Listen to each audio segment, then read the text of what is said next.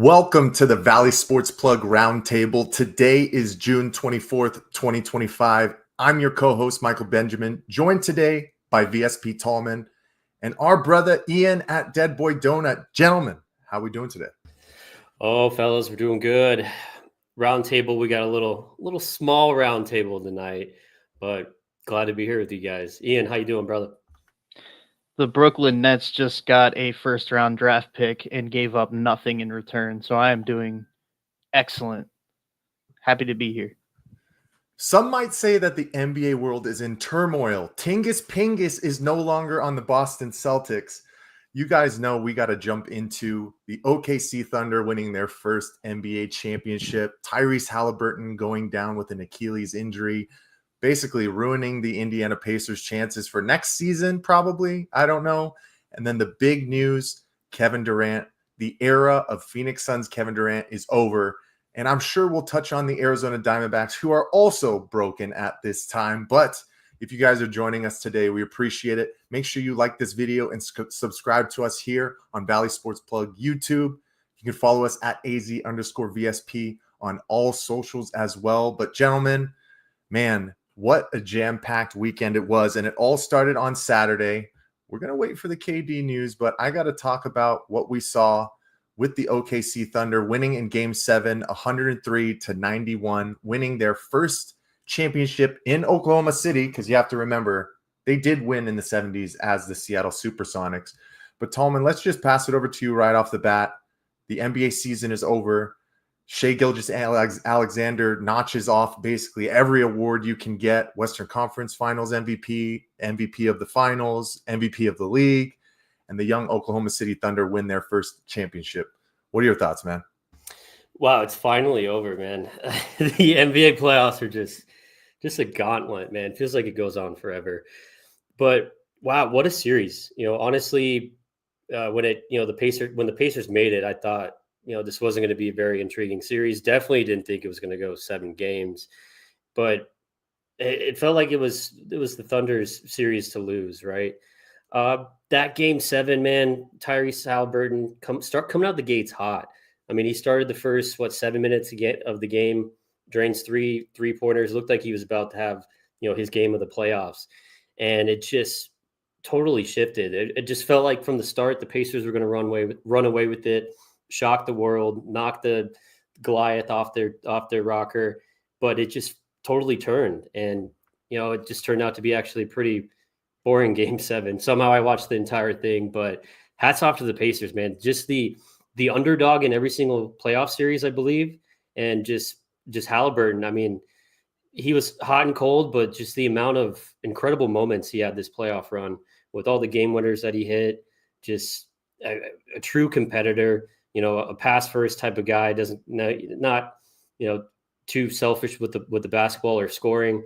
And Pacers are a fun team to watch. Absolutely. And it was sad to not see a more competitive, game in Game 7, but yeah, that was a great series. And SGA winning all the awards. I mean, hey, the Thunder are the new big dogs, the new team to beat.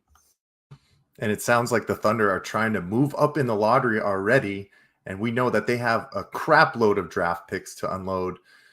But yeah, this was the series I think that NBA fans and basketball fans deserved, and you got everything you wanted out of it. Unfortunately, it does seem like it came down to the calf and the eventual Achilles of Tyrese Haliburton. After Tyrese, kind of pulled it in Game 5, he looked probably 85 to 90% in Game 6. Obviously, staying at home, had a lot of juice from the hometown fans in Indiana. But Tallman, you touched on it. I mean, 3 for 4 to start within the first 7 minutes for Tyrese Haliburton. You thought that game was going to be a barn burner, and then everything just deflated when you saw him go down. But Ian, I want to know your thoughts, man. Indiana versus OKC. What was your high overall thoughts on this one? You guys both echoed exactly how I felt about it. I really think this was a return to form. It's what people wanted to see.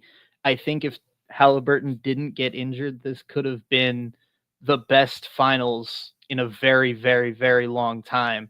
It was two selfless, well-rounded, deep teams just playing really, really good X's and O's, really good basketball. And then Haliburton going down, that's going to be the takeaway from here.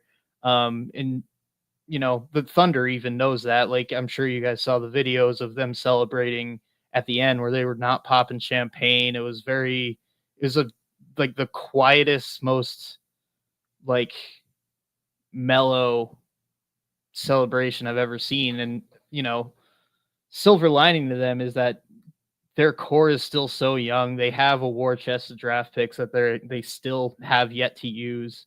They're going to be a very good team for a very, very long time. So this might not be their only championship in the next coming years. So they'll be able to get you only won because Haliburton got injured monkey off their backs pretty quick. With that being said, yeah, I really like this finals. It's just, sucks that Haliburton got injured, and I hope to see him back. And when he does come back, he's going to be really hungry to get back to where he was.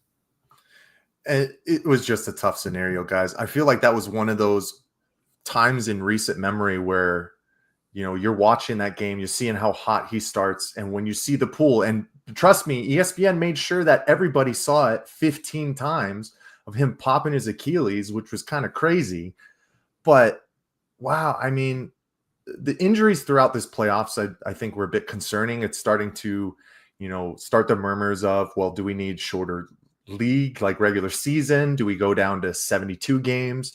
Do we start thinking about doing first rounds back to 5 games? I know these are freak injuries at the end of the day, but for it to come down to the final game and the way that he started, and you could see the frustration in his face. I don't think he was, after he popped his Achilles, his frustration slamming the court, it wasn't in pain. It was the frustration of knowing that this was it. This is basically the end of his opportunity, fighting through his injuries, the incredible stellar playoff run that he had. I mean, Tallman, you touched on all the incredible game winners that he had, and just the way that he was able to lead that Indiana Pacers team to honestly an improbable NBA Finals appearance, if I were to say so myself. But that almost brought a tear to my eye, gentlemen, because, as somebody who is an athlete, I've never performed at that high of a level, but I can understand when you're in that kind of situation and you have your entire goal right in front of you and it to be basically pulled out from under you. It's just the worst possible situation that can happen at the end of the day. But Tallman, I got to ask you, man, OKC is so young. Ian's kind of talked about it as well.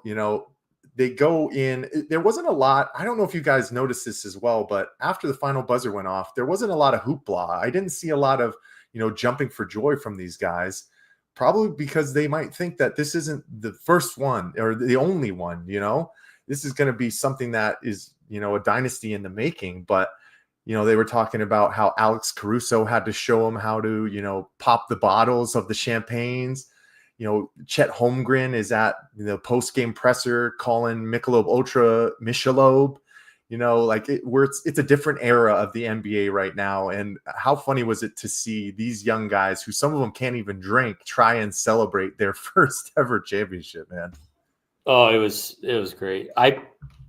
So I did watch it, but the post-game part of it, I missed him say Michelob.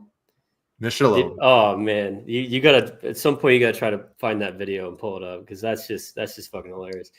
No, I mean, you made a good point where they had a lot of pressure coming into the season, right? I mean, they were the favorites to win it all. They had not a disappointing playoff season, the season prior, getting knocked out, and then even to start the way too early predictions here, they're favored to win it all next year again, which, as they should. It's typical of a team that just won the championship. But you look at all the sports books, they're plus 220 to win the NBA championship next season. The next team behind them is the Cleveland Cavs at plus 800. That is such a gap right now. But I don't know, man. It's hard not to feel happy for them, and you can't sit here and say that it's an asterisk because of injury to Haliburton. Injuries happen. I mean, as Suns fans, I'm sure we're be the first ones to say that because of the Suns' run at the finals a couple of years ago. They might have gotten some assistance from some injuries, but I mean, find that video. Oh, I got it. Hopefully this works. Let's see if you guys can hear it. But for now, I got my Michelob Ultra joints, and these work more than fine. So, oh my God, my Michelob Ultra joints, and these work more than fine. How old is he? He's got to be 22, 20 at this point, because I think technically it was his third season because he didn't play his first year because he had an injury. So he might be just, over the legal age. He's 23. There's no excuse for Chet. The boy's got to know how to say Michelob. Especially if it's the brand deal, come on, Chet. But hey, I'm sure there was an uptick in Michelob Ultra sales just from that, over the past couple of days. But Ian, I think it's almost time for us to get into the meat and potatoes, but I want to pass it back over to you. Do you have any last thoughts on the NBA Finals and why the Brooklyn Nets won't be there next year either? We don't have to spend any time on that. We know. No, I'm good. I think we covered it, man. It's just great series, tragic ending. That's really what it comes down to. Couldn't have said it any better myself. Well, gentlemen, is it not time to bury the lead any longer? But first and foremost, the day was June 22nd. I normally play basketball on Sundays, and I was wearing the Air Bacons, the KD 18s, and I had to, put it on Instagram just to let people know what my footwear was of the day. And of course, as I'm on the court, we get the notification that Kevin Durant has been traded from the Phoenix Suns. And I think it wasn't to a team that we were very surprised about. KD ends up going to the Houston Rockets for Jalen Green, Dillon Brooks, the number 10 overall pick in this season's draft, which is technically tomorrow, and 5 second-round picks. Shams broke the news early on Sunday, and it put the NBA community into a bit of a whirlwind trying to dissect what had just happened. And of course, it was before Game 7 of the NBA Finals, so people were just trying to wrap their heads around everything. But Ian, I got to start with you, man. What are your first initial thoughts of this trade for the Phoenix Suns? How about from their standpoint to start? From the Suns standpoint? I just want to make sure. Okay. How do you feel? Did the Suns get a good deal? Did they get what they could? I mean, what are your thoughts on that? It's hard to say because, my reactionary, gut punch reaction is that you could have got a better deal for them. Right here on the screen, this was the one that I was looking at where I was thinking, you're not going to beat that. Gobert, DiVincenzo, Dillingham, or Terrence Shannon Jr. and the number 17 overall pick. The Suns want to stay competitive. It doesn't seem like they want to rebuild at all. That deal keeps them more competitive, I think, than the Rockets deal does. Even, I feel like you could have gotten more from the Rockets even. Jalen Green right now, as it stands, if the season were to start tomorrow, makes no sense on this team to me. You have Booker, you have Beal, you're going to have Jalen Green. That's 3 shooting guards. What do you do there? I don't really get that. Dillon Brooks, I feel like you're just, eating a contract. Number 10 pick, you might be able to do something with that. So there's, some sleepers in that area. But yes, you absolutely could have gotten more for that. Kevin Durant sucks to have on your team when he's disgruntled because, he was definitely shooting down trades that could have helped you better. And you ended up going with the best offer that would work within what he was willing to accept, which I think sucks and is a downside to the whole player empowerment thing. But that's where I'm at. You peeled the Band-Aid off, which is good. You're moving on from this thing that didn't work. You could have gotten more. Hopefully they can move Beal. I think that's where I'm at. And trust me, we're going to get into this. We're probably going to get into this for the next couple of weeks, unfortunately. But before I pass it over to Tallman, I had seen a GIF, I think, which perfectly encapsulates what Ian is talking about. With your now 3-headed monster, if this team is to sit pack, which I don't think is going to, but if you're talking about Bradley Beal, Devin Booker, and Jalen Green, somebody had put together a little video gif of that picture of Goran Dragic, Isaiah Thomas, and Eric Bledsoe all holding the ball, and then all of their faces basically form into the other three. How is that going to work? They're all so similar in regards to style of play. I have specific thoughts on both of these guys, Jalen Green and Dillon Brooks, but I'd be remiss if I did not let Tallman jump in on this one. Tallman, first reaction on Kevin Durant getting traded to the Houston Rockets. I mean, what did we really expect at the end of the day, right? I mean, you're talking about trading an aging superstar. He's 37 years old, and he's on an expiring contract. He wants another extension. He wants millions and millions of dollars. I mean, obviously you got to be, delusional if you thought we were going to get the same thing that the Nets received when we traded for Kevin Durant to bring him to the Suns. I mean, that's obviously was never going to happen, but it's sad to look back on it and see that just within 2.5 years, what we gave for Durant and then what we got in return, it's just like, it's a total fumble is just what it feels like. And then just missing out on all the opportunities with him, the front office failures, the coaching hires. I mean, just filling out the roster. It's just awful. Right. But to also be surprised that Kevin Durant, when you know his personality, Ian knows, right, what he did in Brooklyn. If he doesn't want to be somewhere, he's going to push his way out. And if he doesn't want to go to a team where he wants to be, I mean, basically, look, how did he end up on the Suns? The only reason he came to Phoenix is because that was the only place he wanted to play. So, I mean, it's the same thing that just happened to us. So it's just it's a revolving door here where the Suns were ultimately inevitably going to get burned the same way other teams that got burned by Durant, where, we want to trade him to Minnesota because, Kruger already said about the deal. That was obviously the best package. If that trade deal was on the table and then you went to Kevin Durant and he said, nope, I'm not playing in Minnesota. I want to play somewhere where it's warm weather. I mean, you can't be surprised that he's going to try to dictate exactly where he's going to go because that's just who he is. And I mean, can you blame the guy? I mean, I don't know. If you trade him to Minnesota, I mean, Minnesota, they're not going to take that trade unless they talk to Durant and Durant says, yep, I'll play for you guys.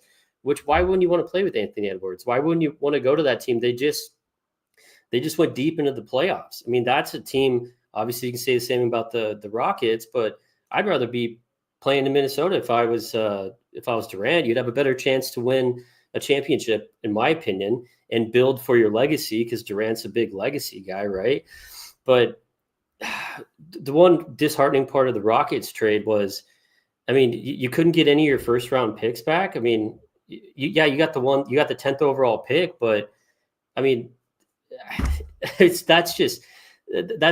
such a risk. I mean, right now the Suns, for this to be any way in shape or form, okay, that 10th round pick, whoever they pick's got to be a home run, right? He's got to be starting. He's got to be producing. But to not even get Jabari Smith out of it, I mean, you already talked about getting basically the same player that we have in a shooting guard, a short, 6'2", and Jalen Green, inconsistent scorer, does not play defense. I mean, it's terrible, right? But at the end of the day, what did you expect? I mean, this is where both sides are happy. Durant was okay, signed off on it, and the Suns got back what they could. And hey, at least we got the villain, the guy that everyone hates, and Dillon Brooks playing for the team. And we need that hustle guy. We need somebody that plays defense who can guard the best player on the opposing team, someone that's going to have some fight and then some grit, because that's exactly what's been missing on this team for the last 2-3 seasons. Yeah, and from what everybody is saying, Dillon Brooks is that guy. You hate him when he's not on your team, but you love him when he is. I think for a season and a half, we would have said the same thing for Grayson Allen, and we're hopeful if he does stick around that he can kind of revert to where he was. But I mean, you guys have said it perfectly. Ian threw it in the chat here.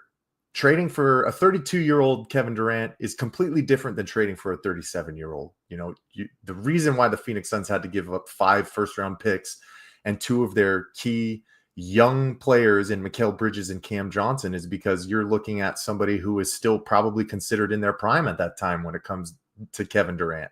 And now you're talking about a guy who might have 3 more seasons left in the league. But I mean, talk about KD's stats from his time with the Phoenix Suns. 145 games over 2.5 seasons. You know, obviously he only played those 8 games in the regular season, the first season, but 75 games in 2023-24, 27.1 points, 6.6 rebounds, 5 assists, over 1.2 blocks a game. And then he did have his injuries down the stretch in this season, but we know it was a lost season at that point.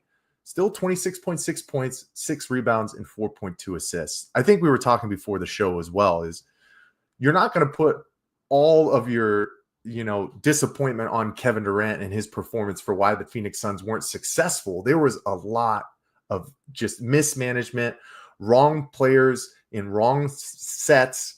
The pieces just did not fit. But if you're that high profile of a guy, guys, there's still, I feel, more that you can do. And unfortunately, the pairing of Kevin Durant and Devin Booker was not the match made in heaven that we hoped for.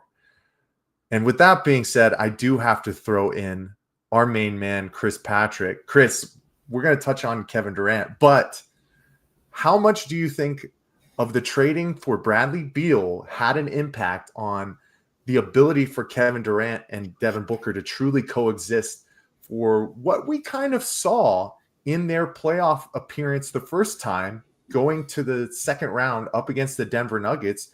And if you think about it, they were the only team to win 2 games against the Nuggets that season in their finals run. But first, give me a Bradley Beal story, your thoughts on that, and then tell us how you're feeling about the KD trade. Oh, man. Yeah, Bradley Beal, probably 90%, 95% responsible for how that all went down. I mean, you look at his contract, man, it's just an absolute albatross with the, 45, 50, 55 million he's going to be getting from us and has gotten from us. Really hindered the Suns' ability to go out there and build a bench. And you can, the 3, what is it called? The big 3 experiments have been tried over and over again. And I think it's only worked once. And that's if you consider Chris Bosh a superstar. Other than that, I mean, what was the other one? You could say it was Kevin Garnett, Paul Pierce, and Ray Allen. Okay, maybe. But you don't need a big 3. You really need a big 2 and then a lot of solid role players. And the Suns totally struck out. I know they wanted to get rid of Chris Paul at the time, and Bradley Beal was kind of, an enticing prospect just from the fact, former All-Star, very capable of filling it up. But we knew his injury history before he got here. And what happens when you have so many injuries and you spend so much time sitting and you're only getting older is you just you don't come back as good sometimes, especially when you're in your early 30s and mid 30s. It's hard to say. Like, I know we did have a lot of discourse here and in the Valley about Kevin Durant's impact on Devin Booker's game. They're both kind of guys that like to play with the ball in their hands. But I don't know. It seemed like it was a good mentorship. I mean, Devin Booker liked it. KD liked it. So when those 2 guys are happy, that's a good thing. But I'll just go back to, I do think that not having solid role players and having to get all these guys on veteran minimum deals, it really just kind of fucked everything. And through the playoff runs and the regular season and then missing the playoffs this last year, I mean, it all came down to not having enough depth and not being able to rely on Kevin Durant and Devin Booker to do it all themselves. Now, to the point with Kevin Durant, he's been moved to the Rockets. You guys are talking about that. Tallman, you're absolutely right. KD, he did dictate where he wanted to go. He had the full say. He's a dictator. He's a dick and a tater. And he got to, talk about all these teams he didn't want to go to, give him the short list of the teams he did want to go to. I liked a column that Dan Bickley had wrote where he basically said that the Suns don't owe Kevin Durant anything and they should do what's in their best interest and go out and find the best package that's going to work for them. And I think, you guys had touched on it there a bit too. That could have been that move to Minnesota and getting, I think Rudy Gobert was part of the return there and some draft picks. But there's a reason Kevin Durant didn't want to go to Minnesota, because it's fucking cold in Minnesota during basketball season. And what do people do when they're getting ready to retire, coming up near retirement, or they do retire? They go somewhere nice and warm where they can put their toes in the sand. And Kevin Durant's he's not from Texas. He played college basketball in Texas, but obviously I think he's over the cold. He did the Brooklyn thing. He's from Washington D.C. area, I think, but I highly doubt it really was a decision for him based on which roster he thinks he can win another ring with, and more so a factor of where can I have a cushy lifestyle. Could be totally wrong there. I know Niko didn't get a chance to join us tonight, but he brought up the point. There's a clip floating out there of KD basically saying that the Phoenix Suns fans didn't want him here anymore, and that's complete and utter bullshit. I mean, if anything, we don't want Bradley Beal here. We wouldn't have minded Kevin Durant coming back. I think a lot of people were in the camp of actually wanting him to come back, even with the scenario presently.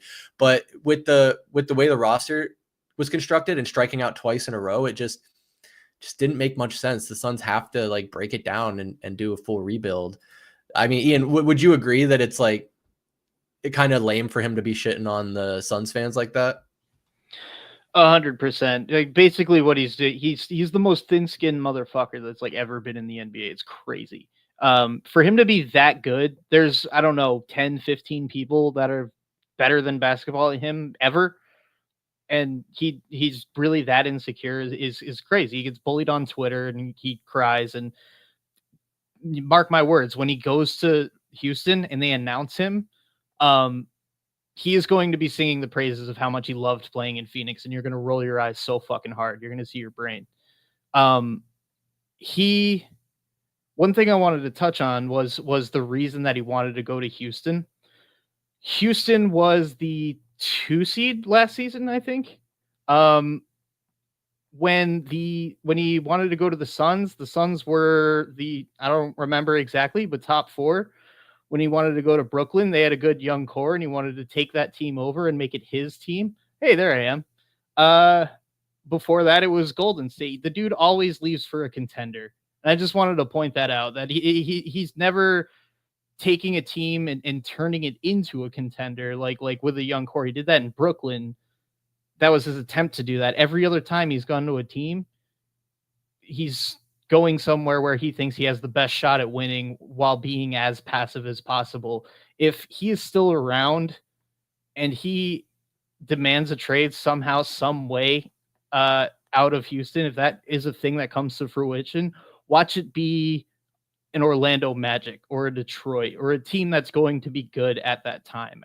I bottom dollar. I guarantee you that's going to be a thing, because he's really just the most passive dude ever. He's like I always call him like the greatest role player of all time, and these are the reasons why I say that. That's all. Yeah, I mean, you can't. I mean, I don't disagree with anything you just said there. You can't deny his ability to score and pour in buckets, and that's, I think, why the Rockets really, really wanted to get him, is because that's what they were lacking during their playoff run, is someone who could shoot the basketball. Sorry, Mike, I thought you were jumping in there. Oh no, I was just keeping it ready for this clip. Oh, perfect. Yeah. So this here is, I think it's like the Fanatics Fan Fest, where while he was there speaking is when they announced that he was being traded. And this is his comment. So yeah, let's roll it.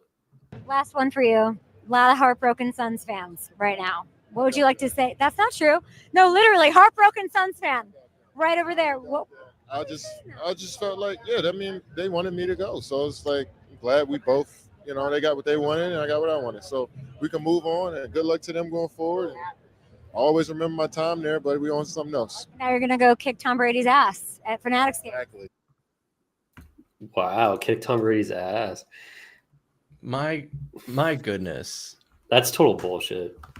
Yeah, I mean, you're right. He is a ring chaser that just happens to still put up great numbers. He can still put up 30, but to Ian's point, exactly, he's forcing his way to new teams that he thinks he has the best chance to win and get a ring.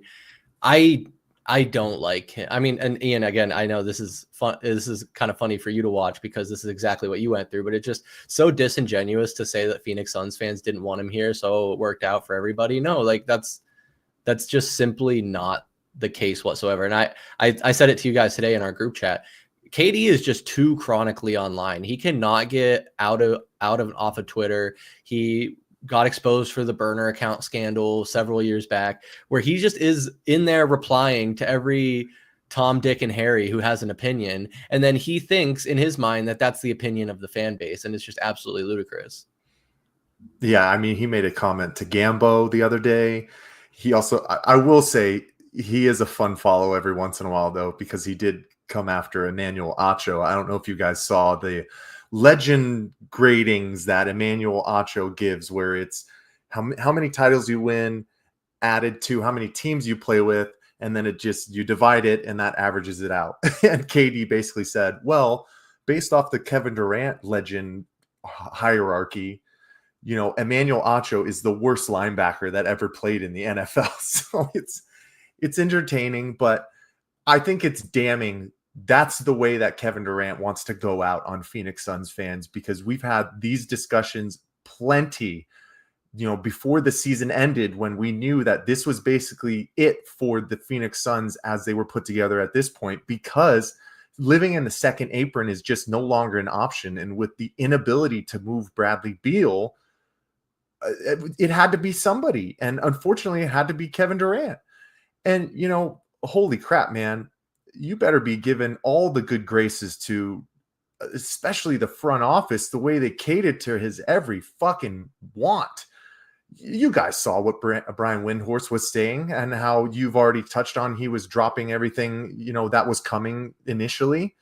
I thought that this was a retool, but with the way that they made these moves, there's still a lot of work to be done for it to even be considered a retool, because the additions of Jalen Green and Dillon Brooks do not move the needle in any facet or capacity, especially with the size that we need, especially with another ball handler that we have to get for the second unit.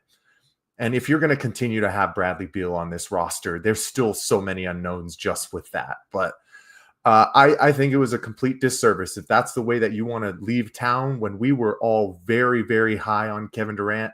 We tried it. It didn't work out, not to his, mistakes. Obviously, there's still more that he could have done, like I said, but he tried his damnedest, guys. And, I was happy to say that he was a one-time Sun. But if me, if you want to throw the fan base under the bus because I am a fan, then we got issues. Yeah, no, I'm with you. And I don't want to 100%. Obviously, I said it was mostly Bradley Beal's fault. So I will not look back on Kevin Durant's time with the Suns in a negative light from a standpoint of it being his fault. Obviously we all wished it was a little bit more, but it is what it is. I'm done. Have fun in Houston. We don't need to talk about you anymore. And Mike, to your point, like, there are still a lot of, I think, shoes that need to drop, if that's the right thing to say, with this team and the construction of this roster. Because right now we only have about 4 or 5 players above 6'8", and everyone else is a shooting guard. We don't even have a true point guard. I know a lot of people are thinking the Suns could still move Green. I think Gambo came out and said that they intend to play Green and Booker. I don't know if that was Gambo or someone else, but if that's the case, like, Tallman, does that almost, like, with all the guards we have and all the guards that are going to be, especially if Bradley Beal doesn't get moved and he ends up playing, you're looking at another, like, repeat. And this might've been before your time paying close attention to the Suns, but it reminds me of Brandon Knight, Goran Dragic, and Eric Bledsoe, all being guys that wanted to dominate the ball. And is there going to be enough love to go around? Yeah, those names are a little before my Sun fandom. I know who they are. Okay, don't at me, say I don't know who Brandon Knight is, and I know who they are. Okay, I just didn't watch. He's on the screen right now. I just didn't watch any of the games, back in that time. But no, I mean, so Chris, it was Gambo came out and he said, against everything else that's out there, Gambo came out and said the Suns are not trading Green, and everybody all over Twitter was like, that makes no sense. He's literally it. There we go. We're going to see you're going to see point Book again, and we know what happens when Booker plays point guard. That's not when he's at his best, right? The idea of Booker's play falling off this past season, because I mean we had all these scorers. I mean, Beal's a scorer, Durant's obviously a scorer, Booker's a scorer, but it's like you have too many people trying to get the ball. So Booker's at his best when he is the scorer. So he's got to be the facilitator and the scorer. I mean, it was something that he struggled to handle when he was being point booked. So it doesn't make any sense for them to keep Jalen Green. I'm in the camp of several Suns fans. I think they should flip him. And that was the initial thought when the trade came through. But I mean, Gambo seems to know some of his shit, and maybe the Suns are just playing hardball, and it's, let's try to make the rest of the league think that we're going to hold on to him so that, people don't think we're coming out, we're going to trade him so we can get another shitty low ball offer for him. So who knows, right? But there's glaring holes. I mean, we need a 4, we need a 5. I mean, there's the height on the team needs to come from somewhere. Nick Richards is not a starting center. Let's be clear with that. So we need to find a starting center. We need to find a starting power forward. So how do you get that? I mean, how do you get off of Royce O'Neal? I mean, he's probably the one that's going to get traded. You can't trade Grayson Allen's contract. I mean, who would take that shit after he had a terrible season? I mean, his contract, he's making insane amounts of money with that extension that threw us way up into the luxury tax. But the point book scares me. Hopefully that's not the route that we go, because we haven't seen it be consistently successful, right? Booker's a great player, but consistently for the overall health of this team, we got to keep him in the 2, and we need to get a true point guard. Why the fuck do we keep talking about true point guard? But anyway. No, you nailed it. Booker plays best off the ball, catch and shoot situations where he can spot up, take the dribble drive, chuck up a 3-pointer or hit the mid-range. Now, 3-point shooting was down a little bit last year, and we were all sitting here a year ago, maybe a little more, maybe a little less, actually. I think that's how time works, saying that like the signing of Tyus Jones was great because the Suns finally got a true point guard, but they never really let him do that. And then he ended up just being a guy that was bad at defense and could make threes occasionally. But I do have some topics, but guys, I do want you to walk with me just a little bit. I don't know if you can see what's on the screen here. The Suns might not need to do anything. They might not need to make any moves. If we're looking at the last 2 champion teams, you got a star player. So we got Devin Booker. You got a guy named Jalen. We got Jalen Green. You got a defensive guy. What was it? Drew Holiday and Lou Dort. And now we have Dillon Brooks. It's a defensive guy, skinny big man. You got Porzingis and Chet Holmgren for the last 2 winners. We got Bol, check. And then Derek White. Everyone needs a Derek White. Of course, Celtics had Derek White. Thunder had Alex Caruso. The Suns have Grayson Allen. The only thing that I could see not working out so great here is I don't think the Suns want to or should keep Grayson Allen. I think his contract is very movable. I think that's going to be someone they can get a moderate return for, like not like a game-changing return, but like a draft pick kind of return. Now, are we going to see him adopt him being Brian Gregory adopt the Monty Austinfort strategy and just get a bunch of draft picks? And it looks like they're all going to be 2nd-round draft picks. I don't know if maybe he's allergic to trying to ask for future first-round draft picks, but I don't know. Mike, Ian, what do you think? Is that the recipe for success right there? Yes. I mean, it's literally spelled out right in front of you guys. So, Tallman, I like that you brought up what Gambo said, because when I first heard of the deal while I'm playing basketball on Sunday, my only thought was, they're going to move Jalen Green, right? That's a young piece, 23 years old, only entering his 5th NBA season. I mean, the guy's played every single game in the past 2 years, and I think the season before played 76. So he has a good track record of being healthy. And Tallman, you got to unmute yourself. What's the key factor in anything in sports? Availability. There it is. Yeah, I appreciate you jumping in. But now that Gambo said he is somebody that will probably be a piece, at least for next year, had his best season as a pro, guys. 20.1 points, 4.3 rebounds, 3.4 assists. Shot 35.4% from 3. Has to get those numbers up a little bit. But he checks the box, which this Phoenix Suns team has struggled with the past 2 seasons with their athleticism, right? I mean, smaller wings that really can't create for themselves. We have some older guys who have been in the league for a while, but Jalen Green jumps out the gym. He attacks the basket, I think, stronger than Devin Booker does, at least with finishing above the basket.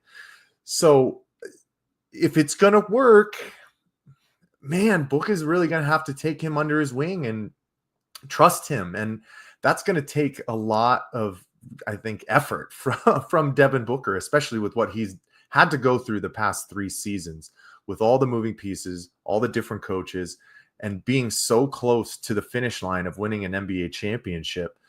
Man, I do like Dillon Brooks. You know, like I said, guys, as we get on time and time, we'll dissect it a little bit more, but you had to get somebody who is a defensive enforcer, and Dillon Brooks is going to be 30 next year.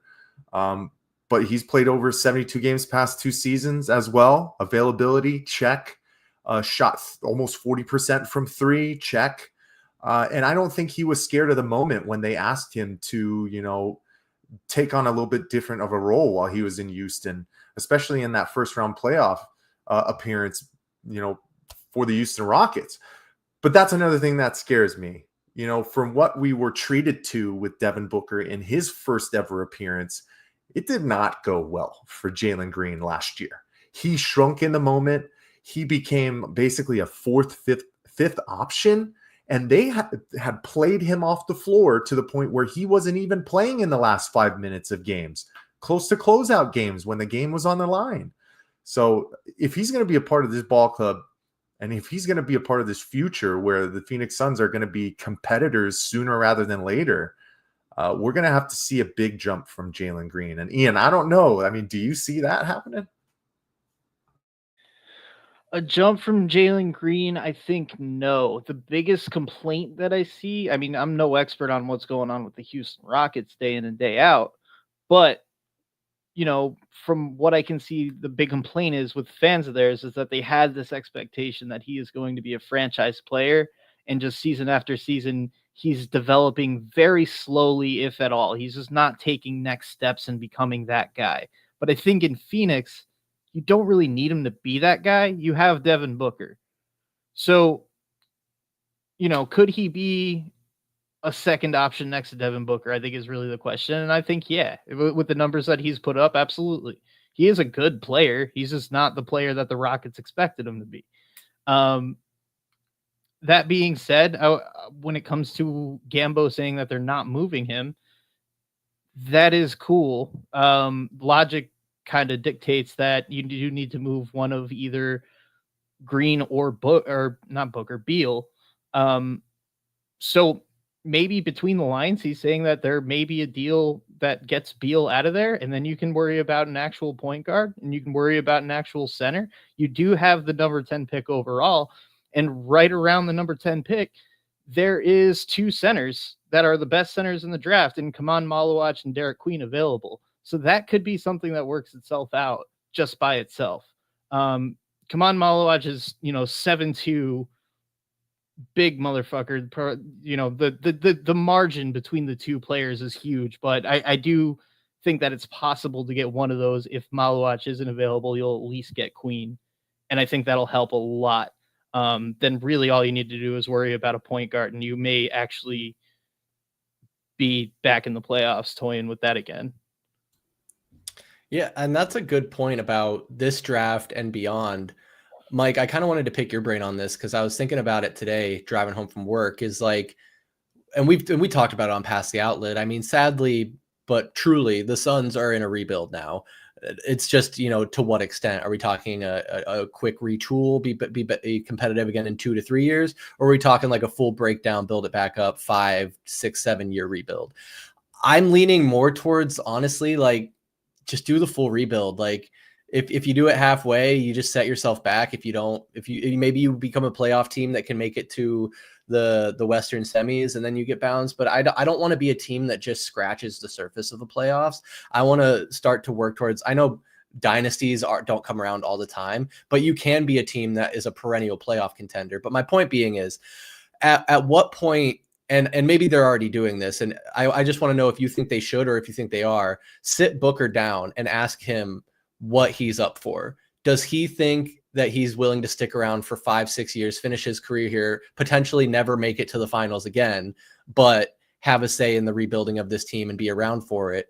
Or is it like, hey, man, this is kind of the direction we want to go in. Do you want to be here, or do you want to go somewhere else? We want to do what's best for you, but also what's best for us. I know that's kind of like a weird way to word a question, but essentially, do you think they're talking with Booker about the future and how it could be a longer rebuild? Great question, Chris. I think that conversation has already happened. They've sat down with Devin Booker and said, this is the plan. Obviously, with the reset of the front office, bringing in Brian Gregory as a first-time GM, bringing in Jordan Ott as a first-time head coach, the Michigan men, as we like to call them.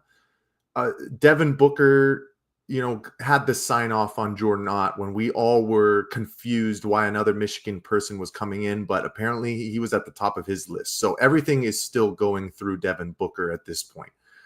Wouldn't it be amazing to be one of those franchises where, especially nowadays, it is impossible to see guys drafted by one team and see them spend 15, 20 years in one jersey and really lift them into the rafters as one of your homegrown own and one of the best to ever do it in your favorite team's jersey?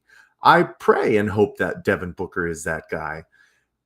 It's really going to come down to, I think, the next 2 seasons, gentlemen, especially, and it's all going to be preoccupied on what happens with Bradley Beal. We'll throw out Gambo again. He did say it sounds like there's 1, 2, or possibly 3 teams that could be interested. And I'm wondering if that is why the trade of Kevin Durant really went down the way it did. Instead of getting more first-round picks, they loaded up on second-round picks so they can package in a bunch with Bradley Beal, because you're going to have to sweeten the pot. Man, the one thing the Phoenix Suns have lost is leverage in every situation that they're handling right now. So if you can get some extra assets to get back on the right side of things, that's what you have to do. And that's what they did, it seemed like, with this KD trade. But going back to your question, Chris, Devin Booker seems to be in it for the long haul, at least with, what he presents out to the public, from what we hear from him, in the media. And that's awesome, especially, after what we've seen the past 2 seasons. But God, gentlemen, I hope it's not 5 years, because we already went through a decade of not going to the playoffs, and it was nice to be there, the past 3 seasons. So I'm hoping that is just a blip for last season and hopefully this season, but who knows? Yeah, man, I'm with you, Mike. Like, if I look tired, it's because I am. I'm tired of this shit. It's tiring being a Valley sports fan, but hey, we're here and we love it and we're passionate about it. But I know we've gone long on the Suns. Obviously, that's been the big breaking news, the big sexy headline that's been happening. Just real quick, want everyone to chime in and give their speculation on what they think is going to happen tomorrow. Do the Suns stay at 10? And if they do, who do you hope is there? I know Ian already mentioned Derek Queen and Kuman. What is it, Maluach? Hell of a name. As far as I know, you got it. I'm doing my best with it. Looks good. Tallman, who do you like, though, on the board? Oh, dude. Don't ask. I know you're big college basketball. Yeah, right? Don't fucking ask me. I don't know. It's a sweet spot. Come on. Yeah. No, I mean, I think, you hope that they pick somebody, because we need players. We need young players. We need to try to hit on, because, when was the last time we had a decent draft pick, right? So I hope they draft somebody. They have the 28th pick too, right? So maybe they can make some moves, but they got to pick one of the top guys here that are available, because you need someone to play now. So don't ask me a specific name, because I honestly, I forgot that the draft was actually tomorrow until this morning. So yeah, it's not as sexy as like the NFL draft, because it's just 2 rounds and really no, crazy players outside of the top 10, really the top 5. As far as like guaranteed this guy's going to make an impact. It's, NBA draft is a little bit more of a crapshoot in that regard. But I guess, so maybe not a specific player, but you do mention there wanting the Suns to stay in it and draft some young guys to start this rebuild. What if you have to move the 10th and potentially the 29th pick also in a package with Bradley Beal to ship him out? Are you willing to sacrifice that 10th pick to ship out Bradley Beal? Can I jump in on this? By all means. Absolutely not. Hell no. Tallman already touched on it. You need to start bringing in young talent and start developing them immediately. You cannot package both of your first round picks unless you're packaging him to get back into the first round and move Bradley Beal off. We need to take a first round pick this year, and preferably in the lottery, gentlemen. I'd love to stick and pick at 10 at this point. I'll talk about a specific guy. The Phoenix Suns need to get taller and more athletic in the front court and at the wings. I'll throw out a Valley kid, Arizona's Carter Bryant. I don't hate it, man. I think that, he has the size to be a beautiful 3-and-D in the NBA. His athleticism is just there. He'll have to work on his shot. But what do you see from the winning teams, man? It's that consistent size at the bigger positions. I mean, when the hell was the last time we had a true power forward starting for the Phoenix Suns? I couldn't tell you. Jesus, even when we went to the finals, we didn't have a true power forward. So I think there's going to be plenty of moves to be made. But if you're sticking and picking at 10, you either go Derek Queen, you got to get big, you got to get an actual quality starting center. You cannot run it back with Nick Richards, or you get bigger at wing and you shore up the defensive sides, especially if you're going to keep Dillon Brooks on this team as well. You can put Carter Bryant at 4, where he's technically not. I think he's more of a small forward, but he's 6'8", 6'9". He's going to be able to stretch out there, and I think his body is just going to grow into an incredible NBA prototype. So those are the guys I'm looking at right now. Solid. Honestly, a little surprised. I mean, because all of my homies hate Bradley Beal. Mike, I know you hate Bradley Beal. But no, that's smart. If you're talking about, reconstructing this roster and getting started on it now, you can't keep moving the goalposts, and eventually, just like Monty Austin-Fort, you're going to have to start drafting guys. And having a 10th pick is something that the 10th pick in this draft, or I guess a high draft pick in general, is something the Suns didn't think they would be having for a while. So it's good. It's a good idea. And it's a young core, especially with low expectations. First time head coach, moved KD, did terrible last year. The expectations are so low that, bring in a young guy to go through those growing pains, start getting this roster growing together and building together, and see what happens from there. And there's other ways that you can go about moving Bradley Beal. Like you mentioned, packaging up those second round picks, maybe packaging up Grayson Allen, although the money starts to get a little wonky. And that's the other reality of it, is with the size of Bradley Beal's contract, having this year and then the player option next year, we're probably, it's a bad contract. And so we might also have to take a bad contract in return. You just hope it's not as bad as the Brad Beal contract, or at least someone who can contribute. I guess last hypothetical, because I just thought about it since we're talking about trading Bradley Beal, and I want you all to give me an answer on this. We'll just do it real quick. Ian, I'll start with you. If you're the Phoenix Suns, would you trade Bradley Beal for Paul George straight up? Yes, I would.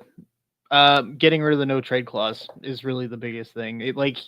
Paul George does not have the power to hold your franchise hostage the way that Bradley Beal does, and that alone is worth the trade. It's a fantastic point. I was actually just looking up Paul George's contract because I think I've seen this hypothetical. So he does have the player option in the third year, but not a no trade clause. And then he has 3 years left guaranteed on his contract. But Tallman, what do you think? Bradley Beal for PG? Yeah, 100%. He plays a different position. I mean, he's taller. I mean, I think you would absolutely get more out of him than Bradley Beal. 100%. All right, Michael. I think he's technically a shooting guard, but he is a little bit taller, but also a lot older. It's a trade-off, right? So you guys heard the rumors about multiple fistfights happening in the locker room this past season. Yeah. I want to trade for Paul George just so we can absolutely know that there are fistfights happening in the locker room between Paul George and Devin Booker. That's why I'm making the trade. I mean, these guys laid it all out. You can't run it back with Bradley Beal, guys. It's over, done with. Guy can't play. He just can't. He's not available. He's never available. Paul George doesn't have that great of a track record, but you can at least possibly play him at 3, and you don't have to ask him to be the guy. So if Bradley Beal is like a major facet for this team next year, he's got to be the second guy. And I don't trust him to do that at all. So I do it. Yeah, honestly, like I'm in the camp of get Bradley Beal off this team, but by just about any means necessary. I would love it to be a trade, though. I honestly don't. I've heard the buyout, the wave and stretch thing.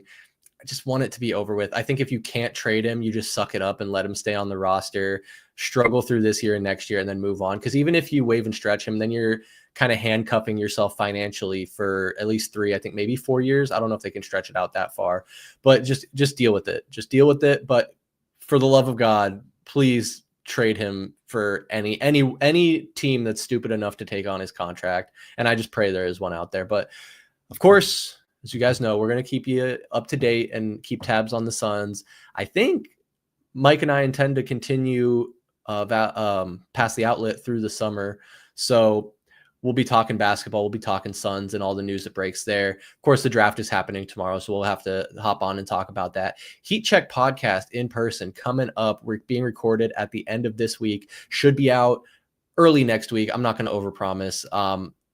Going to say early next week sometime. So be on the lookout. Mike does a great job of maintaining our X and Instagram pages where he keeps you all updated. So make sure you like and subscribe over there at AZ_VSP on Instagram, X, TikTok, and Threads. You can also follow us right here on YouTube and hit that notification bell so you can get updates right to your phone when we go live, when we post new videos and what we're up to.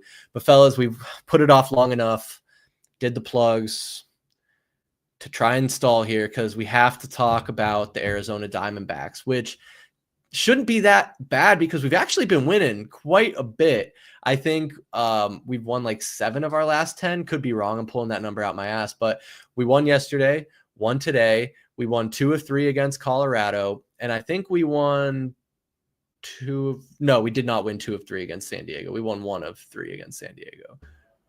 No, we won 2 of 3. We won the series. We did. Well, there you go. I just happened to be at the one game we didn't win.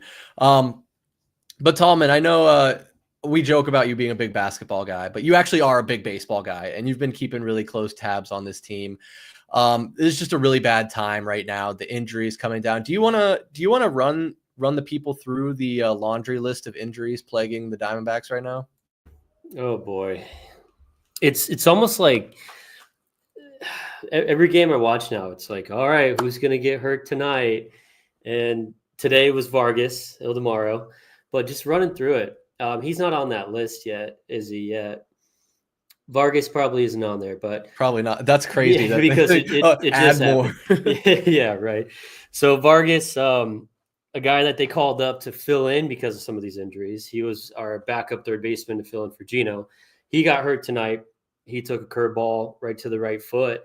It was only like 86 miles per hour. And apparently he's got fractured whatever that bone is. So he broke his damn foot. But running through here, we have Gino Suarez. He took a nasty heater. I think it was like 96, 97 mile per hour fastball right to the bottom of his wrist, palm area. The imagery was negative. So I think it's just listed as a contusion, right? So the guy's contused. He's day-to-day. Naylor, same game, first game of that White Sox series yesterday. I mean, he just took a wild swing. I mean, he's a monster. So every time he swings the bat, he swings it with intent. But he just did a total swing and a miss, and you could tell his arm wrapped around his head, and it looked like he jacked something up in his shoulder. But he battled through it, but got to a point where he got pulled out of the game. So he's day-to-day with the shoulder. Didn't know Jordan Lawler is day-to-day, so that's why we saw Jake McCarthy up with the club today against the White Sox. But what is he out with, Chris, Jordan Lawler? Or Kruger, you're the one that said it. Yeah, let me see if I can find that. Hamstring. That's okay. right. All right. And then we just had Corbin Carroll placed on the 10-day injured list with a broken wrist, or fractured wrist, I should say.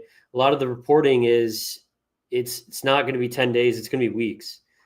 So we might not be seeing Corbin Carroll back for quite some time. And that's a scary thought to think about where we're at. This baseball team is at right now. And then just how these injuries are stacking up when you have your best player out like that. Tommy Henry, got the Tommy John surgery. Mike, did I do it right? Moreno's been on the 10-day IL with a hairline fracture in his finger after he took that wild pitch to the hand when they played in that monsoon storm in Cleveland. AJ Puck, another pitcher that has received the Tommy John surgery. Adrian Del Castillo is also hurt down in AAA Reno, which is why we signed, what's his first name? James McCann. James McCann. I called him man. Shit. He is the man. The 35-year-old. The 35-year-old James the man. You had Justin Martinez, who was supposed to be our de facto closer, to the Tommy John list. Kendall Graveman's hurt. Corbin Burns, as we all know, added to the Tommy John list.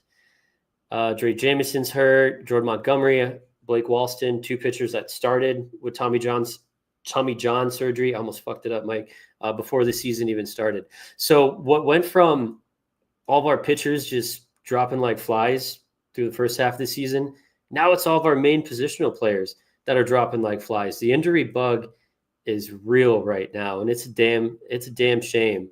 But if I saw the lineup they ran out today against the White Sox, and I didn't think it was going to get any worse, but somehow the lineup did get worse after Vargas went out. But hey, they kept it together. They scored enough runs to win. You saw some solid pitching from Ryan Nelson. So the injuries suck, man, but there's no excuses at this point. I mean, we still have decent talent on this team. Ketel Marte has just been an absolute stud, but you always hate it when you're blaming it on the injuries. We've been saying that for the last several weeks with this team. You know, we got to stop blaming it on the injuries, but we're getting to the point now where it's like, we're about to not have a full roster of players that are even major league players that can even compete. Like it's getting scary. Yeah, I will say, like, I think this team has been lacking a little bit of toughness. And I'm not saying these guys have to go out there and play through injuries, but you hear a lot of these stories about Torrey, somewhat babying these guys. And he comes out and refutes it. And he's like, no, you don't hear what I'm saying in the locker room. I'm really tough on him. But there was a story that came out. I could be wrong, but I'm pretty sure it was Ketel Marte asking for a day off in the World Series. And Torrey being like, yeah, Ketel, you're tired. Take a day off. Like, I'm sorry, man. Like, I get it's a long season, but when your team needs you, your team needs you. And it just, maybe this will be the fire under their ass that gets them going. And, kind of is like, damn, we're down and out. We still want to make a run. Like you said, there's still a lot of talent on this roster. Let's use this as fire to propel us forward and continue to grind. And yeah, all of us are going to have to step up and do just a little bit better. And if we do that, we can hold the line. And it's like a lot of these injuries, the laundry list of Tommy John surgeries, those guys aren't coming back. Like, they're not coming back for probably most of next season, if not all of next season either. Jordan Montgomery will never pitch in a Diamondbacks uniform again. Now, nobody was holding their breath waiting for Jordan Montgomery to become healthy and help this team. But it's guys like Zach Gallen, who's pitched pretty terrible this year, aside from a handful of games. Eduardo Rodriguez had not done great. But then he comes out in his last start yesterday and actually pitches a really, really good game. And we know he's capable of it. Now, I will say, in doing some digging, I found that Eduardo Rodriguez has gotten a bit of a tough shake at it with some shoddy defensive plays behind him. But at the end of the day, your ERA doesn't get as high as his is without, a majority of that being his fault as well.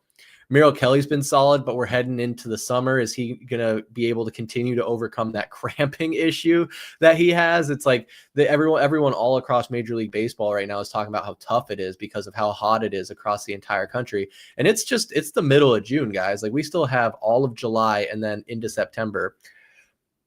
It's tough. I mean, Jordan Lawler, if this hamstring thing is just temporary and it turns out Eugenio Suarez is going to miss a couple weeks, do you bring Jordan Lawler up and plop him on third and say, you're going to play every day and you're going to show us if you deserve to be here or not? Mike, what do you think about that? I think you have to. I mean, you've run out of options, gentlemen. I mean, basically at this point, we basically got to limp to the All-Star break. Thankfully, if you look at it, only 18 more games. And the schedule isn't too crazy. You do have 2 4-game series against division opponents. So that's why the injury bug hitting so hard right now is so disappointing. because 8 of your next 18 where you had an opportunity, especially with honestly how this team is playing, Tallman said it's been better baseball. Man, that's just a tough look. But Zach Gallen has an opportunity to get us our 4th series sweep of the season tomorrow. He better get it done, especially because we should have got it done with Brandon Pfaadt on the mound against the Colorado Rockies just a couple of days ago. But in regard to Jordan Lawler, man, I still think he's kind of maxed out what he can do in AAA, gentlemen. I mean, he went back down and started busting it again. So if he's going to be a part of this future, you still have to give him opportunities. And unfortunately, with the injuries where they sit, it's a perfect time to say, yes, get him out there, see what he can do, because, maybe it's 3rd time's a charm, but if the 3rd time isn't a charm, we got to start looking to move him. And you got to start looking to bolster this bullpen, I think, first and foremost, because that's still been the Achilles heel for this team all season long. Yeah, I think that's like guys like Lawler, guys like McCarthy, who had, I don't want to say high expectations, but there was a certain level of expectation that they'd be able to come in here and contribute, and neither of them have done that. And as we've talked about, Tallman, like they said when they called up Lawler, it was going to be for good, and then he sucked so much ass they had to send him back down. There's no justifying keeping him in the lineup at that point. To where now you have a guy like Tim Tawa who's actually, doing well and contributing when Lawler's supposed to be a top 10 prospect in all of Major League Baseball. It's just, I guess we'll bring in Ian here. I always love to have Ian on because he can provide that, mostly unbiased third party perspective, being the Yankees fan relocated to Arizona. If you're the Diamondbacks and you're so banged up with injury and you still have hopes of making a push for the wild card, do you roll the dice on Lawler to give him a second chance to prove himself, or do you try and go out and find a guy either on the garbage heap of free agency or through a trade? Now, a trade might be more out of the question because Eugenio's not going to be gone for a long time if he is, but also something you could consider bolstering another bigger bat. I don't know, Ian, what are your thoughts on that? Yeah, my answer completely changed when you said wild card. So if that's still the goal in mind, if that, light hasn't died for you yet, you do everything you can. You put Lawler out there and you this is it for you, motherfucker. Like, whatever you have to do it. You look for any trade you can find. You look for any free agent you can find. You just pulled up a list that showed me that the entire back half of your bullpen is gone. 3 of your starting pitchers are gone. 4 of your everyday position players are gone. You need to get as many people as you possibly can. That is all hands on deck. That injuries happen. It's part of baseball. I've been watching baseball a long time. I've never seen that many. The Tommy John thing is a league-wide problem, but I don't think it's hitting anyone as hard as it's hitting the Diamondbacks right now. So you need all of everything. Get everyone. That's pretty much where I'm at. Like anyone that you can possibly get through trade, free agency, farm system, anything you can do it. Lawler would be the first thing I would do for sure, is calling him up. But let me jump in on this. The other issue with the Tommy John surgeries, though, is it's not only putting a handcuff on this season. You know how long it takes now. It's not just 12 months. It's up to 18 months. And I think a lot of guys are using up that entire time frame. So you're talking about multiple guys missing from the bullpen next season. The guy that you just put $260 million into as well. Is it smart for you to go out and make a whole bunch of moves to try and get it done this year to limp into a wild card spot with the knowledge of next year, knowing that most of these guys are out as well? I mean, I'll throw that to anybody, man. Yeah, since I'm still not muted, I'll field that. And that's why I point out, if the wild card, is still on your mind, that's what you got to do, is get who you can. In my head, this season's a bust because of what you just said. Like the guys that you have are going to be hurt for a long time. You're like, you could get a bunch of rentals and make the wild card. It's a total crapshoot, but the chances are never zero. People are going to be out next year, though, and Dodgers aren't going anywhere. Giants look really good this year. Padres may, knock on wood, they may have actually figured it out because they seem competent and then always figure out a way to screw it up. But yeah, you're 519 win percentage and you're in fourth place. Like you're in the roughest division in baseball. Like this amount of injuries that's a tough pill to swallow. But like in my head, it'd be better to just call the season a wash and hopefully get something for next year to compete then.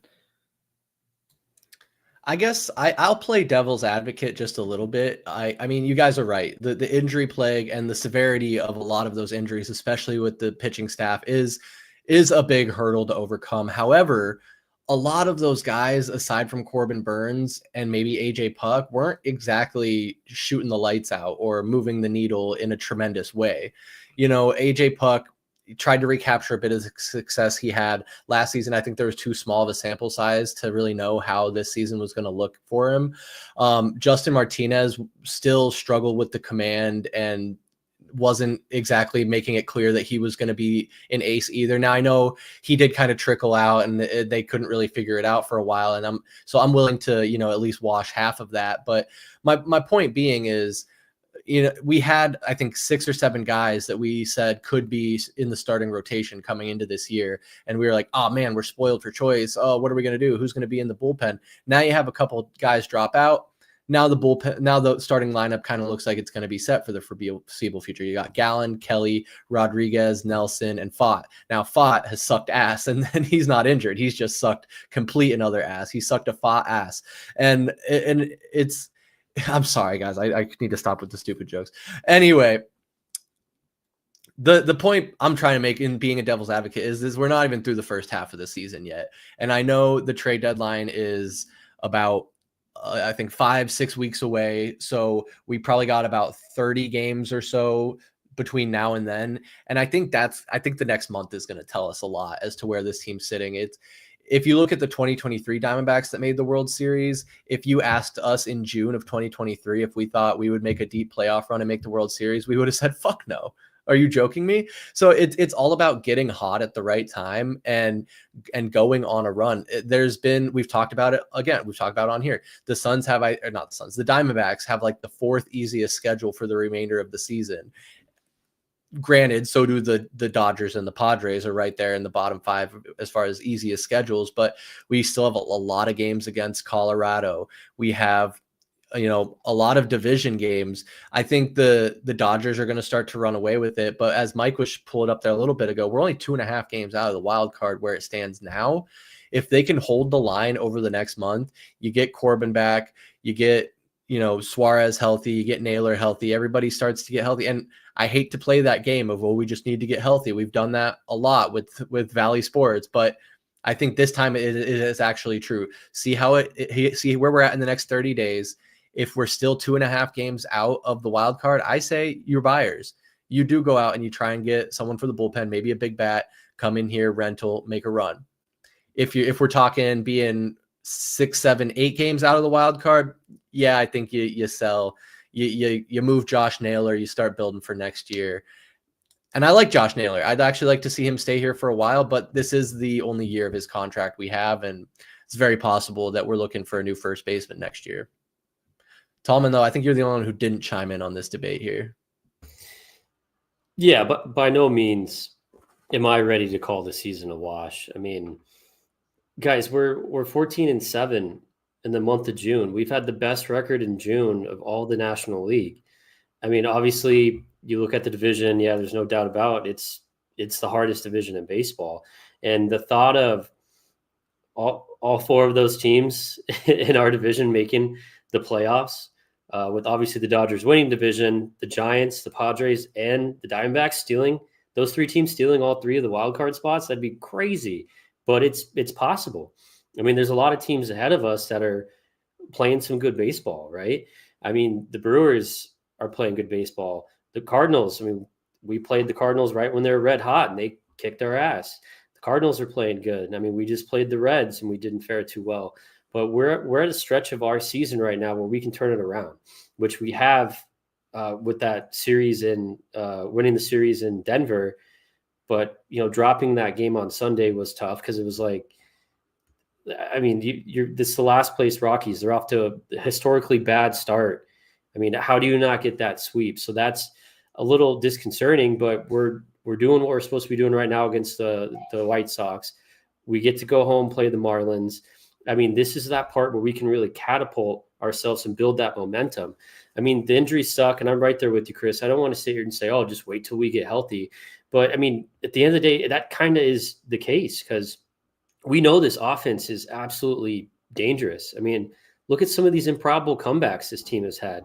Look at what we did going into the ninth inning in Atlanta, down 10-4. That was a fucking historical performance that I swear to God, only this Diamondbacks team could pull off. Like, that's a total Arizona sports fucking thing where it's like you wouldn't even guess it in a million years. Your win percentage is 0.001 to win that game, and somehow you figure out to win it.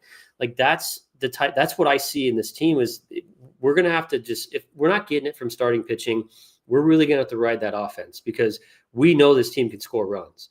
Can we do it consistently? Which we're on that continuous. It's the roller coaster. It's holy shit. We're winning by 10. We're scoring 10 runs every single game. And then, oh my God, we can't even score more than one run. We got to break out of that inconsistency. And right now we're hot, right? I mean, Gino Suarez, he gets hit and hurt at the wrong possible time because he's been the hottest hitter in baseball right now. I mean, shit, he's battling Shohei Ohtani for the home run leader in the National League, which is absolutely insane. So you look at some of these offensive guys that we have, and this team can make that next step. There's teams ahead of us in the wild card that the teams ahead of us in the wild card, they sure as shit don't want to play this Arizona team. I mean, very recently, we just played a 3-game series against the Padres. We won that series, right? I mean, there's teams that I know we can beat. And it's all about getting our core guys back, our everyday players back. And it's also relies on our manager, Torey Lovullo, putting out the best possible lineup every single day to win every single possible fucking game. Because if we're giving all these guys days off, I mean, we're never going to build that ground because, I mean, we're 2.5 games out, but there's 5 good baseball teams ahead of us that we need to build ground on over the next 4 to 5 weeks. Because, Chris, again, you're absolutely right. This next month of baseball is going to be crucial to this team because we've already heard the general manager come out. We're not selling anybody. If anything, we're going to be buyers, right? He's already said that. Let's see if he puts his money where his mouth is when it comes time for the trade deadline. But even if you look at the bullpen, like we need some of these guys to hit. You talk about the World Series run. We got lucky because some guys that we traded for at the deadline or picked up off the trash heap hit. Example, Paul Sewald, who we added at the deadline, and Ryan Thompson that we picked up from, I think, Miami. So they hit, right? They build that perfect bullpen. We need that to happen again because right now it's a little crazy. There's no defined roles. Who's doing what? We don't know, right? Shelby Miller's our closer. That's absolutely insane. I know I've said that verbatim probably 4 times already on previous streams, but we need some of those guys to hit. We need some luck to be on our side because this has felt like the cursed season. It absolutely has. So, Ian, I don't blame you at all for saying, you think it's lost because it's felt every bit of that. It's felt like it's cursed. It's felt like the odds have been stacked against us this entire time. But I've obviously, you can tell, I've gained some optimism recently, right? With this previous run of baseball, where we're doing in the month of June, what we're getting from some of these guys that are supposed to be bench players. I mean, we're getting production out of guys that are turning into stars. I mean, look at what Gino Suarez is doing. I already talked about it. I mean, I don't know. I'm still high on the team. And again, these next 4 weeks are going to be crucial. And someone help me out here. Come on, build me up. I got to say this. As much as Chris proclaims himself to be the pessimist, VSP Tallman is the eternal optimist when it comes to the Arizona Diamondbacks. And it absolutely warms my heart because somebody's got to do it. Too true. But I will say, maybe he's just trying to talk his World Series prediction into fruition as well. So that's why the optimism is still there. But I mean, Tallman, you make all the right points for us to still have some faith in this team. It's just that injury list still kills me at the end of the day. Yeah, and just to piggyback off of that, like I definitely like there's a voice in the back of my head when I say the season's a wash that is saying, Ian, it's just June. Like it's the longest season in sports. Obviously anything can happen, but that list is just unprecedented. That's the only thing. Like I want you to be right, Tallman. So I like it's not something where I'm gonna be like, no, you're gonna be wrong, you fucking idiot. Like, no, man. I want to see the Diamondbacks pull it out and actually make it through this. That'd be insane. Like, can you imagine if they actually did make the playoffs and get hot like they did in 2023 after having all those injuries? Y'all wouldn't stop talking about it for 30 years, if ever. Hell no. You thought 2023 was a Cinderella story. Just wait till you hear about 2025. But ladies and gentlemen, Valley Sports Plug, we opened up the phone lines. We got a caller on line 1. Niko, what is going on, brother? What is your hot take on the Arizona Diamondbacks? We fucking stink, boys. We fucking stink. We smell like fresh doo-doo. It's embarrassing, dude. I go to the park every weekend, and it is embarrassing. I bring my friends, I show my family, and then the Diamondbacks just show up and take a hot, steamy turd right on the field. Every single man. I mean, look, I know we're cursed with the injury bug. I get it. Like, I don't know what God we've forsaken to accrue this kind of bad karma, but whatever King Kendrick did, he better grab his Hail Marys and say a couple prayers here.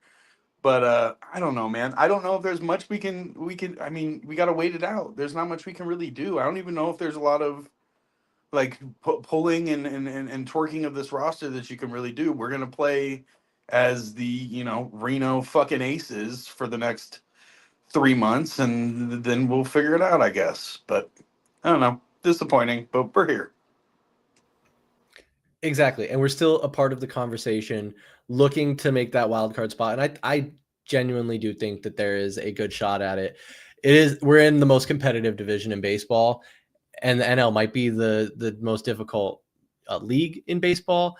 But talking about the hard division and the games coming up, we do have, after the Chicago series, we have Miami, and we're going to have San Francisco, who just recently acquired a new third baseman, designated hitter, not quite sure, in a trade with a team Ian is very familiar with in the Boston Red Sox, acquiring the Giants, that is, acquiring the services of Rafael Devers, who has been crushing the baseball.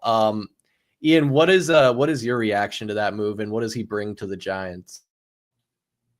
Oh, I am so happy. He is out of our division. Are you kidding me? What he brings to the division, or what he brings to the Giants into the division. A lot of big hits, a lot of power hits in a lot of clutch spots. He is going to eat off of ace pitchers, and just absolutely when the brights are lightest and the leverage is at its highest, he is going to get those hits. He absolutely does. I don't remember what the Giants gave up for him. If I remember right, they kind of fleeced Boston because Boston is amazing at getting fleeced. But yeah, that team absolutely gets better with Rafael Devers. There's no way around it. They have to deal with his ego, which Boston couldn't do apparently. Maybe they're better at it. But other than that, yeah, that team is going to get better. It's going to get harder for every other team in the NL West. Mike, this article you pulled up is absolutely insane because the Red Sox were like floundering with injuries, and they're like, Rafael, will you please play first base just for a couple games?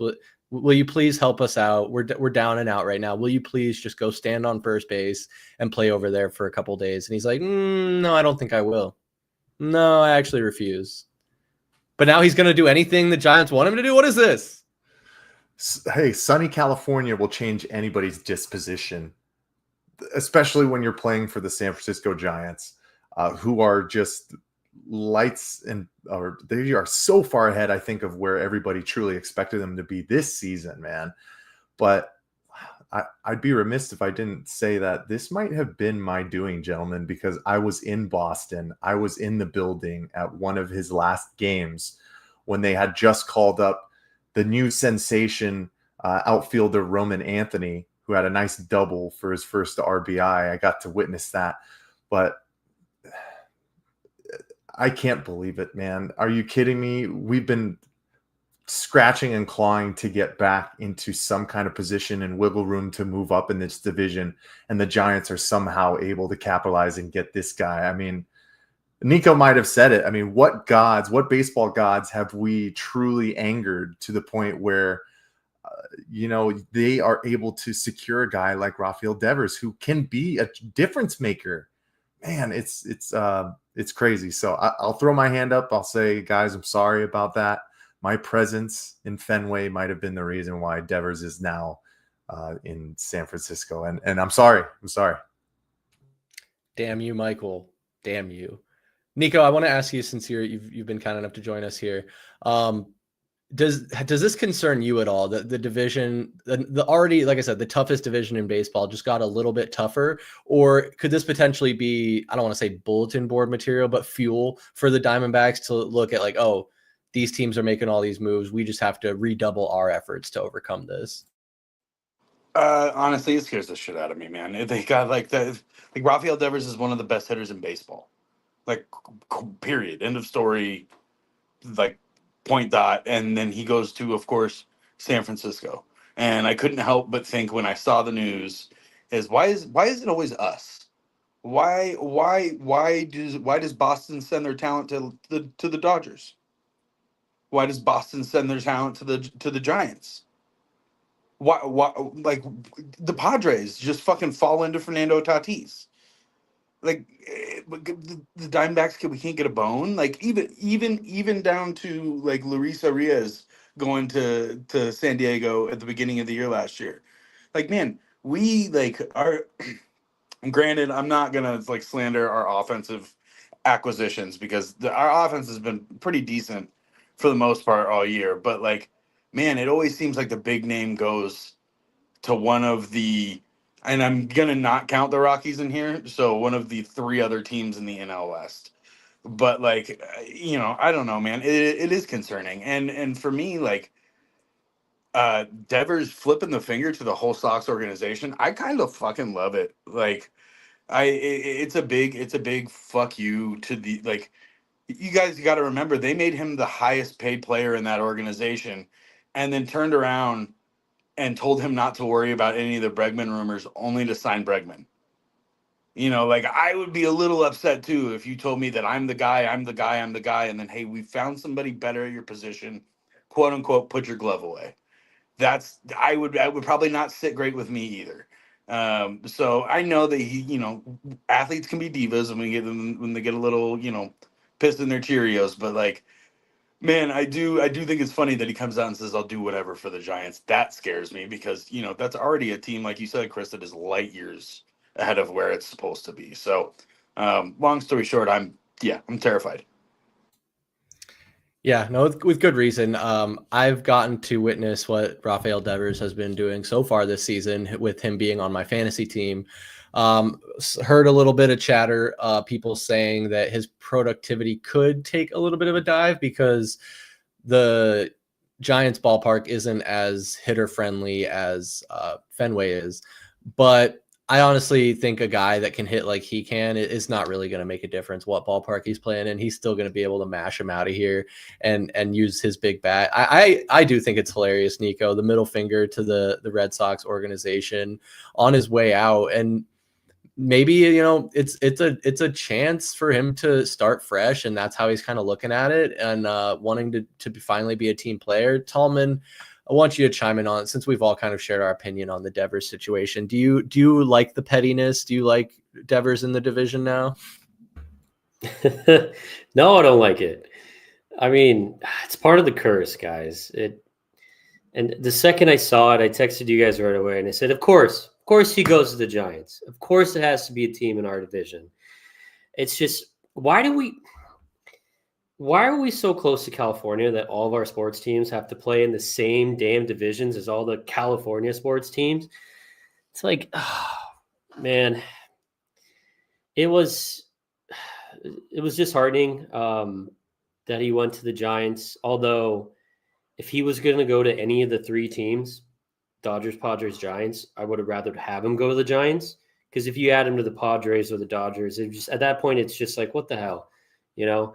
But I mean, we've already played the Giants. I mean, obviously at this point we played every team in our division, and I mean, I don't know. I don't know if he really moves the needle that much for the Giants. I mean, since he's been there, it's been like a week. I mean, he's only been the designated hitter, but I think it's funny that he said he'll do whatever they say after he threw such a big fit over Alex Bregman. But he's a hell of a player, and it just makes you jealous, guys. It just makes you jealous because you're like, why couldn't the Arizona Diamondbacks be hiding in the weeds and be one of the teams to pull off these types of deals? We just get to read about it. We never get to experience it. And then, when we do get a surprise signing or a steal in free agency, he gets Tommy John surgery fucking a month and a half into the season. So it Took the words right out of my mouth. Yeah, unbelievable. It's, you got to ask yourself, I think Niko is kind of alluding to it. At what point do you start to wonder if all of Phoenix is just some ancient burial ground and the sands of Arizona are cursed, where we are just not allowed to have nice things? Yeah, it sucks watching the rich get richer, but this is one of the best Diamondbacks teams we've had in the last 10 years. I think we've all been enjoying the ride so far. And even to be able to sit here and have conversations about making the playoffs and being buyers at the trade deadline, there's still plenty to be optimistic about. But fellas, I know I wasn't here at the start, had a little bit of an emergency situation, but glad I got to join you for the remainder of the stream. Niko, thank you for joining us later. As we do on the roundtables, I like to go around the horn just one last time, give everyone the floor for their last thoughts on sports, life, or anything going on between their ears. So let's go down and around counterclockwise. So Niko, we'll pass it to you first. What you got, brother? Don't tell me he froze right when I was going to pass it to him. Right when he started. Looks like he might have. My goodness. All right. Oh, wait. He's back. No, he's not. Oh, All he's right. gone. Oh, he's gone. All right, Ian, I guess it's on to you, bro. House Bill 2704 just got passed in the House, so it's going to hit the governor's desk. The governor has been quoted saying she's stoked to sign it, so we're keeping our Diamondbacks, and that's awesome. And that's all I have to say. That is true. We didn't even get to talk about that, but that is probably one of the most exciting pieces of news because I think it gives the Diamondbacks like $500 million for renovations. So probably expect some new AC and a much more modern looking building. I imagine those renovations are going to take some time though, but better late than never, I suppose. Yeah, again, thanks for being here, Ian. Tallman, what do you have? Yeah. Can you guys believe that we're only like, 5 or 6 weeks away from preseason starting with football? So we have training camp coming up. What do we think about the red and white practice on August 2nd, Saturday? Should we go? We're thinking it's an absolute yes. Okay. All right. Hell yeah. Sweet. So, okay. I was looking at that earlier. They just released their training schedule, training camp schedule. I think I called it something else. Fucking idiot. So yeah, I was looking at that and I was like, we got to go this year because I think did you guys go last year? I think I don't think it was last year. It was the year before. Year before, okay. Yeah, yeah, for something sure. like that. Yeah. All right. It's been a while. We got to go. So Mike, pull out the calendar right now. Put it down. Oh, don't you worry. It's going on my calendar. Gentlemen, as some have been calling me, East Coast Mike is back. All right. We're back in the Valley for the summer. We got a whole bunch of stuff coming with Valley Sports Plug. Don't you worry. We are going to talk about the Arizona Diamondbacks and the arena deal that will be signed by Katie Hobbs, if I'm not mistaken. I cannot wait. We'll touch on that on Heat Check Podcast episode 40, man. We wouldn't be able to do any of this without all y'all, so we always appreciate it. But Chris, send us home, man. The big 4-0. East Coast Mike? East Coast Mike? I'm freaking basically from Brooklyn now, man. I mean, me and Ian are like brothers at this point. You got to get the gabagool. The gabagool. I love it. All right. Well, yeah, fellas, episode 40 of Heat Check Podcast is crazy. I actually didn't realize that. Man, it seems like every time we hit another milestone, I feel like we just restarted this up. As you know, we did it in 2019, brought it back in, I think, 2022. And we've just been, loving it, having a good time. We've been doing these live streams. We're doing them every Tuesday night at 7 p.m. is when we get started. Always available for playback right here on YouTube. You can get the audio only version next day on all podcast platforms, Spotify, Apple Podcasts, anywhere you listen to podcasts, you will find Valley Sports Plug. And yeah, make sure you follow us here on YouTube as well. That's the best place for you to get our content. And follow us at AZ_VSP on Instagram, X, TikTok, and so much more. Links are in the description below. But again, I want to thank our guests this evening, Ian and Niko, of course, my co-host, VSP Tallman and Mr. Benjamin.